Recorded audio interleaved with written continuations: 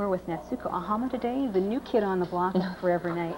How did you find that, coming into a group of established actors who knew each other, had worked together for a season? Was there any, hey, you're a stranger, we're going to get to know you? Absolutely not. I mean, I don't think I really, there's such a nice group of people here. I mean, you probably hear that a lot, but John and Gary and Catherine particularly, who are the nucleus of people that I work with. And I don't really work with the vampire side because I'm in the police station, but they're so great, really, genuinely funny and great to work with, so I had no problem at all.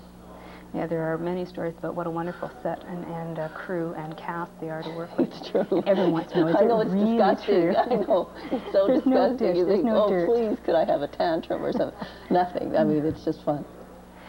When Gary Farmer's character finished last season, he had an established type or style as Captain Stonetree. Have you had a chance to work through a certain style for your own police captain? Well, you know, it's mostly written, and when the scripts come to me, I'm sort of not in the world of putting in a lot of input. I mean, if I feel strongly about something, it would happen. But what we know about Captain Cohen is sometimes I find out I have a daughter. I have a daughter, you know.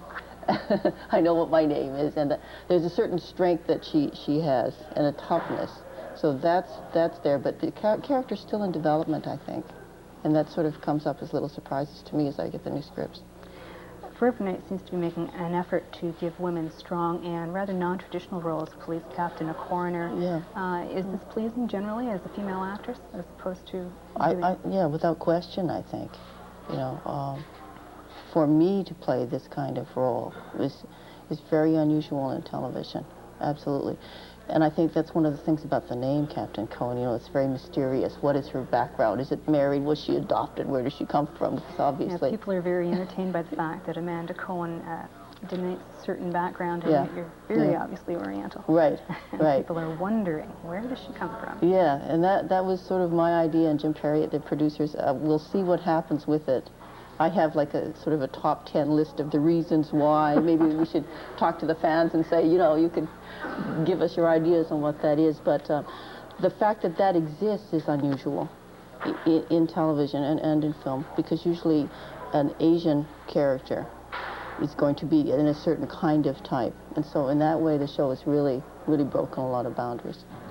There's also the paradox. So if you give a woman a strong role, she's frequently seen as so strong she's unlikable. A number of female actresses have gone through this.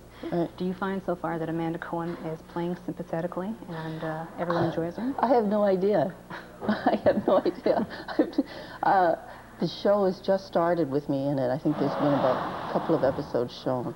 And I don't know. I mean, people seem to be very positive about it. But from my point of view, I can't tell if people like me or not. I just do what I do.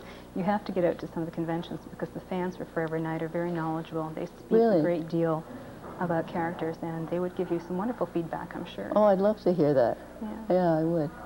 That's something to think about doing. One convention to see what the feedback's like. Right.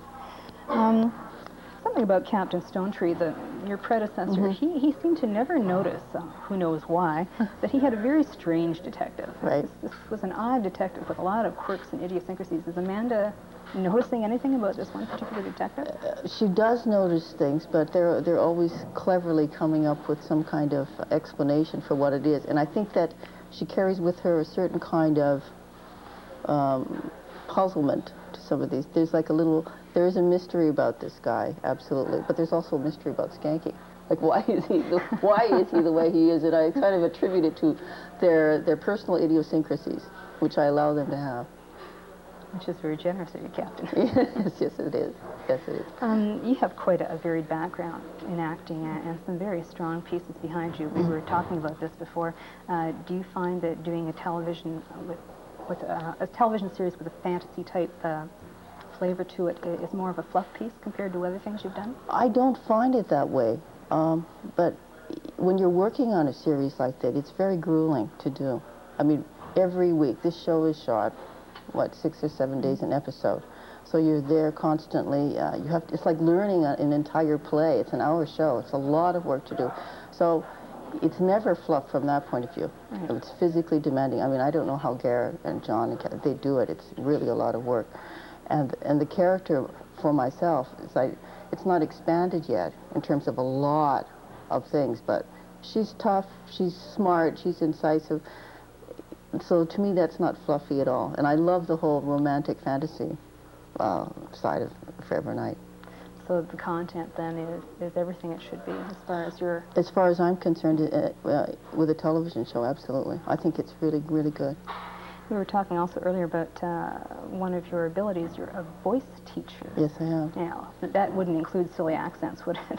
No, I don't do accents, and I don't do windows, and I don't do singing. I work with actors often who are having vocal problems through stress or strain. Also with text and language to help them, especially for classical text like Shakespeare or whatever.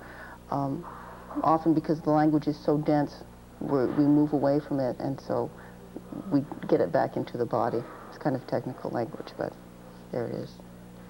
And overall, then, a very good experience so far with Forever Night. Absolutely. Is this something you're hoping goes to a third season? I think it would be really nice for people if it did. Who knows? Who knows what will happen in the future?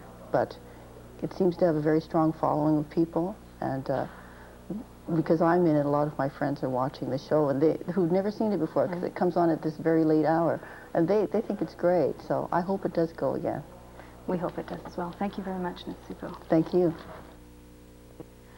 The women of Forever Night seem to have a nice variety of non-traditional feminine roles. Are you pleased with that? Yeah, actually, it takes a bit of the onus